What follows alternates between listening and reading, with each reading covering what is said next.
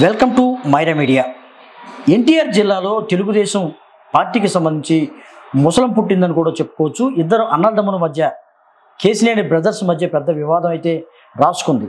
ఈ నేపథ్యంలో టీడీపీలో వివాదం అనే అంశం మీద మనతో మాట్లాడడానికి బండి పుణ్యశీల గారు మనతో ఉన్నారు. వారిని అడుగుదాం, ఏంటి అసలు ఏం జరుగుతుంది టీడీపీలో. నమస్కారం అండి పుణ్యశీల గారు. నమస్కారం. మనం చూస్తున్నాం గత కొద్ది రోజులుగా కేసినేని బ్రదర్స్ వివాదం అయితే పెద్ద ఎత్తున రాష్ట్ర వ్యాప్తంగా చర్చనీయాంశంగా అయింది. ఇటీవల కాలంలోనే తిరువూరులో అయితే పెద్ద బాహాబాహి దిగారు బహిరంగంగా. ఏంటి అసలు అన్నదమ్ముల మధ్య చిచ్చు పెట్టినటువంటి పార్టీకి సంబంధించి మీరు ఏం చెప్తారు? టీడీపీ నాయకుడిగా కావచ్చు, అసలు రాజకీయాల్లోనే కావచ్చు, శకుని లాంటి వాడు చంద్రబాబు నాయుడు గారు. మనతో ఉంటూనే మన వెనకాల గోతులు తీసేసి సమాధులు కట్టేసేటటువంటి కుశ్చితమైనటువంటి బుద్ధి ఉన్నటువంటి వాడు. అతను సొంత మామనే వెన్నుపోటు పొడిచి పార్టీ లాక్కొని వాళ్ళ అమ్మాయిని పెళ్లి చేసుకొని ఆ అమ్మాయిని కూడా తన వైపుకు తిప్పుకొని తండ్రికి సపోర్ట్ చేయనివ్వకుండా, అలాగే అమాయకుడైనటువంటి బాలకృష్ణ గారు, నిజంగా అమాయకుడైనటువంటి బాలకృష్ణ గారు అని ఎందుకు అంటున్నాను అంటే అమాయక బాలకృష్ణ నిజంగా అమాయకమైన బాలకృష్ణ. ఎందుకంటే ఆయన సినిమా పరంగా కానీ పాపం ఆయన అభిమానించదగ్గ హీరో కానీ నిజ జీవితంలో అమాయక బాలకృష్ణ. ఎందుకంటే రీసెంట్గా పార్టీ పగ్గాలు చేత పట్టుకోగలిగే అవకాశం వచ్చే టైంలో కూడా కన్న కూతురే కన్న తండ్రిని పక్కన పెట్టేసినటువంటి సందర్భం మనం చంద్రబాబు నాయుడు జైల్లో ఉన్నప్పుడు మనం చూసాం. సో అందువల్లనే నేను అమాయక బాలకృష్ణ అని మాట్లాడుతా ఉన్నాను. ఓకే, సో అవసరానికి కుటుంబ సభ్యుల్ని వాడుకొని అవసరం తీరిపోయిన తర్వాత పక్కకి నెట్టేసేటటువంటి చంద్రబాబు నాయుడికి తన కుటుంబస్తులంటేనే లెక్కలేనటువంటి వాడికి ఎదుటివాడి కుటుంబం, పాపం వాళ్ళిద్దరు అన్నా తమ్ములు, వాళ్ళిద్దరి మధ్య చిచ్చెందుకు పెట్టాలి అనే ఆలోచన చేస్తాడని ఎలా అనుకుంటారు మీరు? జగన్ హవా పెద్ద ఎత్తున కొనసాగింది, రాష్ట్రంలో కొనసాగింది. ఆయనకి ఇంత ఊపు వచ్చినా కానీ దాంట్లో కేసీఆర్ని నాని గెలుపొందారు. ఓట్లు అన్ని వచ్చినాయి ఇన్ని వచ్చినాయని కాదు, విజయం అనేది వరించింది. ఇటువంటి ఎంపీని ఎందుకు టీడీపీ పక్కన పెట్టాల్సి వచ్చింది? తన సొంత సోదరుని ఎందుకు మరి రంగంలో దింపాల్సి వచ్చింది? విలువలు ఉన్నటువంటి వ్యక్తి కేసినేని నాని గారు. ఏ పార్టీలో ఉన్నా కొంతమంది వ్యక్తులు అలాగే ఉంటారు. సో ఆ వ్యక్తి మేము 2014 to 19 టైంలో కూడా వారి ఎంపీ కదా. సో ఆ టైంలో ఏమైందంటే మేము ఏదన్నా కొన్ని సందర్భాల్లో కలిసేటప్పుడు నేను అపోజిషన్ లీడర్గా మరి తెలుగుదేశం పార్టీ మీద ఫైట్ చేస్తున్నప్పుడు కౌన్సిల్లో కానీ బయట ఏదన్నా ఒక పార్టీ పరంగా సపోర్టివ్గా, ప్రజల పరంగా సపోర్టివ్గా ప్రెస్ మీట్స్ పెడుతున్నప్పుడు కానీ ఎప్పుడైనా ఆయన కౌన్సిల్కి వచ్చి ఏదన్నా మాట్లాడాలని సందర్భం అయినా లేదా ఇతర ఏదైనా సందర్భాల్లో కలిసినప్పుడైనా, అమ్మా బాగున్నారా, ఎప్పుడైనా వాడు గుర్తుపెట్టుకోండి తల్లి, అందరం కలిసి అభివృద్ధి వైపు కాన్సన్ట్రేషన్ చేయాలి. ఎన్నికల వరకు మాత్రమే పార్టీలు కానీ ఎన్నికల తర్వాత అందరం ప్రజానాయకులుగా ప్రజల మద్దతుతో గెలిచినటువంటి వారంగా ప్రతి ఒక్కళ్ళం కూడా ప్రజలకు సేవ చేయాలి తప్ప గెలిచేసిన తర్వాతే కొట్టుకోకూడదు. అది ఎంత ఎన్నికల వరకే అని చెప్పేవాడు. ఆయన ఏ పార్టీ నేతతోనైనా చాలా గౌరవాత్మకంగా, చాలా పద్ధతిగా మాట్లాడుతూ ఉండేటటువంటి వ్యక్తి.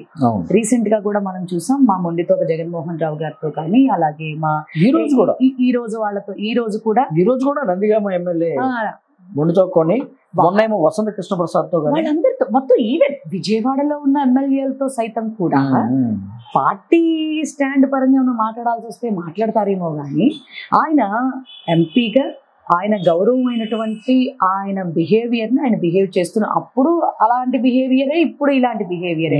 అది ఇప్పుడు చంద్రబాబు నాయుడు గారికి మింగుడు పడటంలే. అంటే ఒక వ్యక్తికి విలువలు ఉండకూడదు, ఒక రాజకీయాల్లో ఉన్నంత మాత్రాన విలువలు అనేవి ఉండకూడదు, గుడ్డిగా ఉండాల. కానీ మా నేత మాకు ఎప్పుడు అలా చెప్పలేదు. అసలు మా నేతకే అలాంటి నైజం లేదు. ఎంత గొప్ప వ్యక్తిత్వం కాకపోతే మరి మాజీ ముఖ్యమంత్రి, పక్క రాష్ట్రంలో గతంలో ముఖ్యమంత్రిగా ఉన్నటువంటి వ్యక్తి వెళ్ళి ఎంత సాదరంగా, ఎంత గౌరవాత్మకంగా వెళ్ళి ఆయన్ని పలకరించి వచ్చినటువంటి వ్యక్తి అంటారు చెప్పండి. అవును. మానవులుగా పుట్టిన తర్వాత మానవత్వంతో కొన్ని ఎథిక్స్ ఎంత మనం రాజకీయాల్లో ఉన్నప్పటికీ కూడాను మా నేత మాకు నేర్పేది అదే. పార్టీకి సంబంధం లేకుండా అభివృద్ధి వైపు నడుస్తున్నటువంటి నానిని చంద్రబాబు టార్గెట్ చేసి పక్కన పెట్టారంటారు. ఎస్, అదే కదా. ఇప్పుడు ఈయన ఎందుకని వైఎస్ఆర్సీపీ నేతలతో గౌరవంగా ఉంటున్నాడు? ఆయన ఎంపీ అండి, ఆయన ఎంపీ. ఆయన కింద ఉన్న ఎమ్మెల్యేలందరూ వైఎస్ఆర్సీపీ ఎమ్మెల్యేలే. వైఎస్ఆర్సీపీ ఎమ్మెల్యేలకి ఆయన ఎంపీ కాకుండా పోతాడా? విజయవాడకి చేయవలసింది చెయ్యాలి కదా. విజయవాడకు కానీ మిగతా పార్లమెంటులో ఉన్నటువంటి నియోజకవర్గాలన్నీ 7 నియోజకవర్గాలకి ఆయన ప్రాతినిధ్యం వహిస్తున్నారు. వహిస్తున్నప్పుడు వీళ్ళు ఏదైనా వర్కులు అడిగినప్పుడు ఆయన ఏదైనా చేసినప్పుడు దాన్ని తప్పు పడితే what is meant by MP? ఆయన అలా విలువలకి విలువిచ్చి నడుస్తున్నటువంటి వ్యక్తిగా, ఉన్నట్టుగా స్ట్రిక్ట్ గా మాట్లాడేటటువంటి వ్యక్తిగా, పార్టీలో విధానాలు ఏమన్నా కరెక్ట్ గా లేకపోయినా ఇది కరెక్ట్ కాదు అని చెప్పగలిగేటటువంటి వ్యక్తిగా చంద్రబాబు నాయుడు ఆయన్ని జీర్ణించుకోలేకపోతున్నాడు. చంద్రబాబు నాయుడు కలయిక సందర్భంలో బొకే ఇచ్చినప్పుడు పక్కకు నెట్టేయడం ఇవన్నీ చూసాం మనం. ఆ తర్వాత కాలంలో వైఎస్ఆర్సీపీకి సంబంధించినటువంటి ఎమ్మెల్యేలతో ఆయన మమేకం అవడం, అభివృద్ధి కార్యక్రమంలో పాల్గొనడం, ఇలా అందరినీ కలుపుకుపోతాను, ఇది నాకు పార్టీ కాదు ముఖ్యం, అభివృద్ధి ముఖ్యమని ఒక ప్రకటన అయితే బహిరంగంగా చేశాడు కేసీఆర్ నాన్న. ఇదే వాళ్ళకి శాపంగా తయారైందా? శాపంగా మార్చాడు చంద్రబాబు నాయుడు. ఆయన పాలిట ఏమి శాపం కాదు.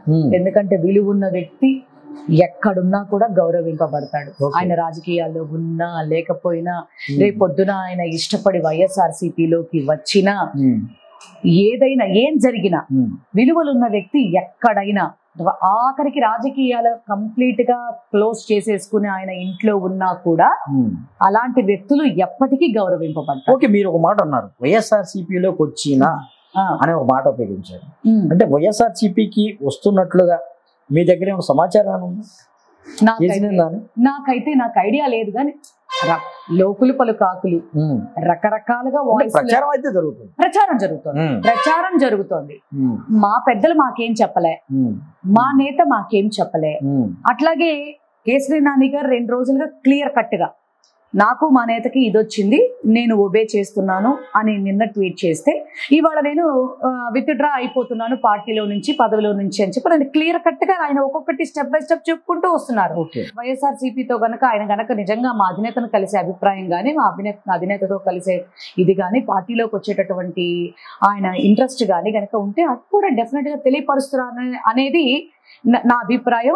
ఆ తెలియపరిచినప్పుడు ఏంటనేది మా అధినేత నిర్ణయం తీసుకుంటారు. అప్పుడు మేము ఏ రకంగా వారిని గౌరవించాలనేది మా అడుగులు. మీరు ఉమ్మడి కృష్ణా జిల్లాలో ఒక సుదీర్ఘకాలం రాజకీయవేత్తగా మీరు ఉన్నారు. బండి పుణ్యశీల గారు విజయవాడలో తెలుసు, కృష్ణా జిల్లా ఎన్టీఆర్ జిల్లాలో కూడా తెలుసు. ఒక వైసీపీ నాయకురాలుగా వైసీపీలోకి కేసీఆర్ నాని వస్తే ఎలా ఉంటుంది, ఎలా ఉండబోతుంది అనుకుంటున్నారు? రాజకీయం తెలియని వ్యక్తి అయితే కాదు ఫస్ట్ ఆఫ్ ఆల్. రెండోది గౌరవం ఇచ్చి పుచ్చుకునేటటువంటి వ్యక్తి, నలుగురితో కలుపుకుపోయేటటువంటి వ్యక్తి, ఎమ్మెల్యేలందరితో కూడా మంచిగా ఉండగలిగేటటువంటి వ్యక్తి. అట్లాగే నిజంగా మా అధినేతతో ఆయన మాట్లాడుకుని ఆయన గనక వైఎస్ఆర్సీపీలోకి రావటం అంటూ జరిగి పార్టీలోకి రావడం వేరు, తర్వాత అధినేత నిర్ణయం తీసుకుని ఆయనకి ఏమి ఇస్తున్నారు అనేది తెలియటం వేరు. మేమేది నిర్ణయాత్మకంగా మేమేది చెప్పకూడదు. మాకు అంటే ఎలా ఉంటుంది అంటే వైఎస్ఆర్సీపీలో అటువంటి నాయకుడు మరి మెర్జ్ అవ్వగలరా, అంటే కలిసిపోగలరా మీతో? ఆయన అసలు టీడీపీలో ఉంటేనే మా ఎమ్మెల్యేలతో బాగుంటున్నారు కదండి.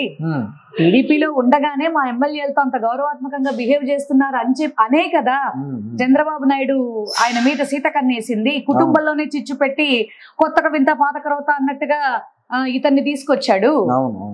సొంత తమ్ముణ్ణే ఇప్పుడు ఇంతకాలం సేవ చేశాడు, అతన్ని పక్కకి నెట్టేసేసి తమ్ముడిని ఎర్ర చూపించి పాపం వాళ్ళ ఇంట్లో కూడా చిచ్చు పెట్టాడు. నిజంగా పాపం ఇంట్లో కూడా మాట్లాడుకుంటున్నారో మాట్లాడుకోవట్లేదు ఇప్పుడు రాజకీయం తగలయ్యాని. మరి ఇలాంటి దరిద్రమైనటువంటి వ్యవహార శైలి ఒక చంద్రబాబు నాయుడికే దక్కుతుంది. మీరన్నట్టుగా అవన్నీ ఇదైతే వైఎస్ఆర్సీపీలో ఆయన బాగానే ఇముడుతాడనేది నా అభిప్రాయం. ఓకే అది ఓకే ఎలా ఉండబోతుంది వచ్చే ఎన్నికలకు సంబంధించి విజయవాడ పార్లమెంట్ నియోజకవర్గం సంబంధించి? అది అధినేత నిర్ణయం అండి. వైఎస్ఆర్సీపీ తరపున మీరేం చెప్పగలరు? మా అధినేత చెప్తుంది ఒకటే, వై నాట్ 175 అనే దాని మీద రేయింబగళ్ళు కష్టపడటానికి ప్రతి సైనికుడు కూడా సిద్ధంగా ఉన్నాడు. వై నాట్ 175 అన్నప్పుడు వై నాట్ 25 అందులోనే ఉందా కలిసి? అంతే కదా మరి. ఈ 25 కూడా దాంట్లోనే ఉంది అంటే పార్లమెంటు అసెంబ్లీ అవునా కదా? ఉందా? ఉంది, డెఫినెట్ గా ఉంటుంది. ఓకే ఎందుకంటే విజయవాడ పార్లమెంట్ వైసీపీ గెలుచుకోబోతుందా? మా నాయకుడు తీసుకుంటున్నటువంటి సంచలనాత్మకమైనటువంటి నిర్ణయాలు అబ్సల్యూట్లీ 100కి 200% సక్సెస్ అవ్వడానికి there is lot of chance. Okay so ఖచ్చితంగా